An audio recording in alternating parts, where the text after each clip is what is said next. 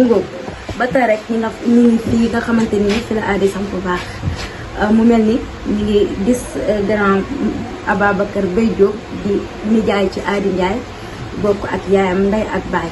mu mel ni kenn la koo xamante ni koy jege woon Ady la koo xamante ni lim ñu mën a wax ci Ady bëri na grand Mbaye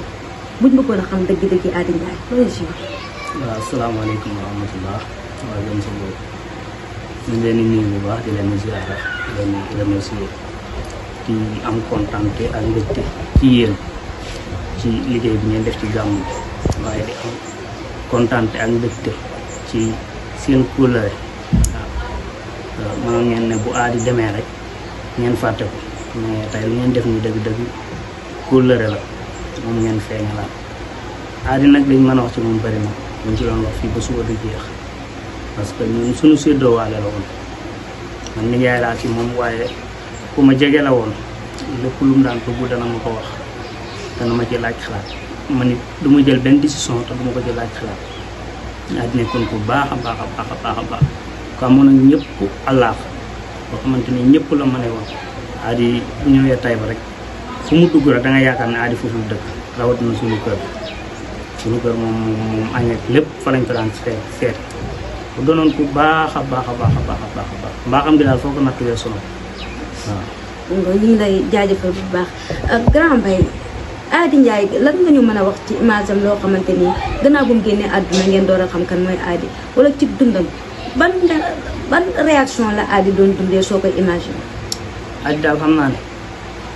nit ku baax moom mënuñoo wax lu weesu mbaax li ma gënoon a neex ci moom relation bu mu amoon ak nit ñu baax ñi ak kilifa yi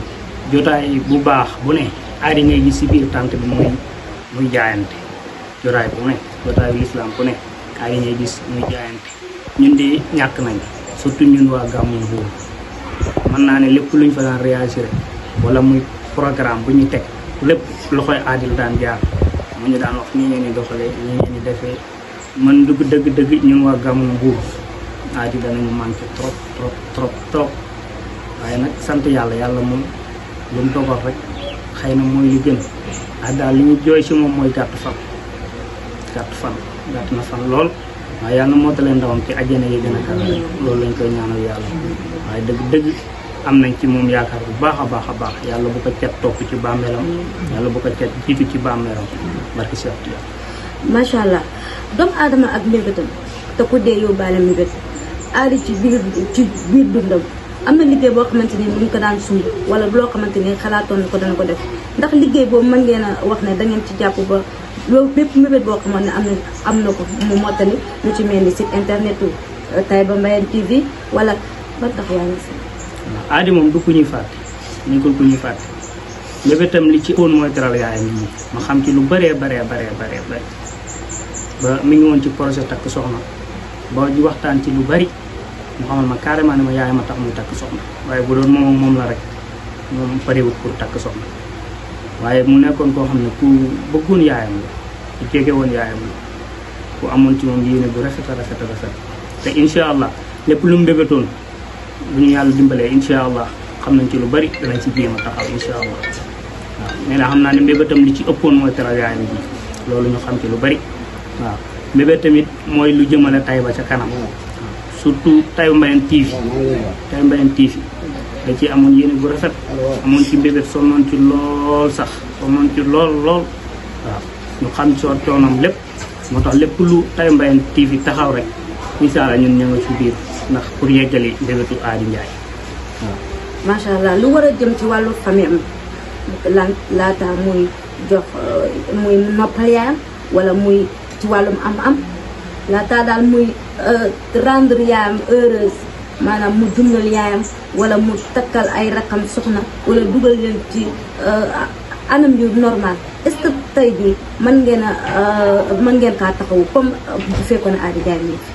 incha allah li ma la wax sànq nii rek mbébétam lu bari ñun xamoon nañ ko parce que man ak moom daaw ñu réelal ci dara dañ daan déggante doonte nijaayam laa nag moom la mat waaye wax dëgg yàlla ku ma daan laaj ay xalaat la dama xamoon mbébétam ma xamoon yéene ji mu amoon ci rakkam surtout rakkam Cheikh Diaw amoon na ci moom yéene bu rafet ba nekkoon ci sax waaw loolu yëpp ñun xam nañ ko mi ngi sunu bopp te incha allah lépp luñ ci mën nañ ci taxaw bu neexee yàlla yonent bi incha allah. Grand Mbaye Gëm sa bopp ñu ngi lay jaajëfal bu baax tàggatoo la waa Gëm sa bopp. waaw ñi ngi jaajëfal waa Gëm sa bopp ñoom ñëpp di nuyu président Mouhamed Sarr nga xam ne sunu xarit la sunu soppe la sunu genn wàll la man ak moom waaw dëgg maag moom lësi naag amunoo lañ rek ñu ngi koy nuyu bu baax di ko ziara fa mu nekk di kontaan ci moom waaye di kontaan ndawam yi nga xam ne ñoo ko fi teewal ñoom ñëpp ñu ngi leen di jërëjëfal bu baax di leen di remercier di kontaan bu baax si Gëm sa bopp TV at mu jot daal gis nañ taxawaan ci gàmm gi at mu jot rek mu gën a rafet ñu ngi leen di ñaanal yàlla may leen ay télé ak ay rajo barke Cheikh Tidiane yéen a gën a xam seen yéene daal li ngeen bëgg yal na leen ko yàlla may te mu dëppoo lu gën barke Cheikh Tidiane. ñu ngi lay jaajëfal bu baax ñu xool yeneen éléments yi.